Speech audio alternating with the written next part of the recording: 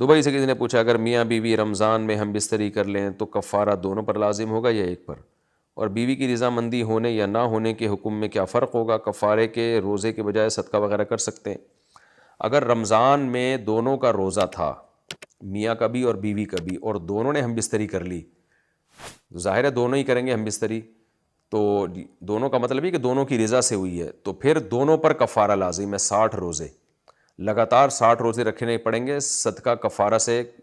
یہ جو وہ جو دوسرا ہے یعنی صدقہ وغیرہ نہیں کر سکتے، روزے ہی رکھنے پڑیں گے. صدقہ وہ کرے گا جو بہت بوڑھا ہو یا ایسا پیشنٹ ہو جس کو اب شفا کی امید ہی نہیں ہے، ایسا بیمار ہو کہ روزہ رکھنا اس کے بس میں ہی نہیں رہا، تو اس کے لیے پھر یہ کہ 60 غریبوں کو کھانا کھلا دے. نارمل ایک عام مرد اور عام عورت کے لیے 60 روزے ہی متعین ہے. گرمیوں میں نہیں رکھ سکتے، سردیوں میں رکھ لیں. پھر مرد تو کنٹینیو 60 روزے رکھے گا، عورت کیا کرے گی کہ حیض کے جو ایام ہیں وہ اس سے مستثنیٰ ہوں گے، یعنی 60 روزوں کے درمیان جو مینسز ہو گئے وہ مینسز کے ایام چھوڑ دے، اور جیسے ہی مینسز بند ہو فوراً شروع کر دے وہ. تو اس طرح سے 60 روزے رکھنے پڑیں گے. باقی یہ کہ مرد نے اگر عورت پہ زبردستی کی ہے،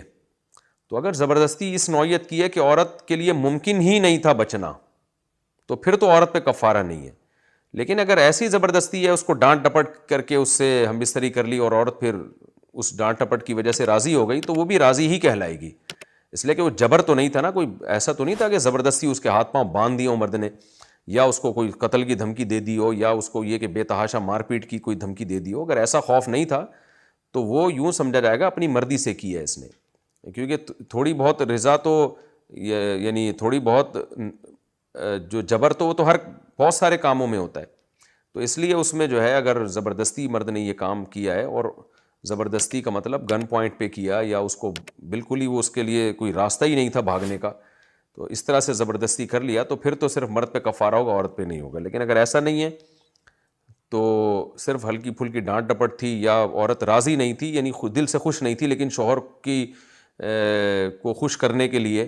یا شوہر کی ٹینشن سے بچنے کے لیے وہ بھی راضی ہو گئی، تو یہ رضا ہی کہلائے گی.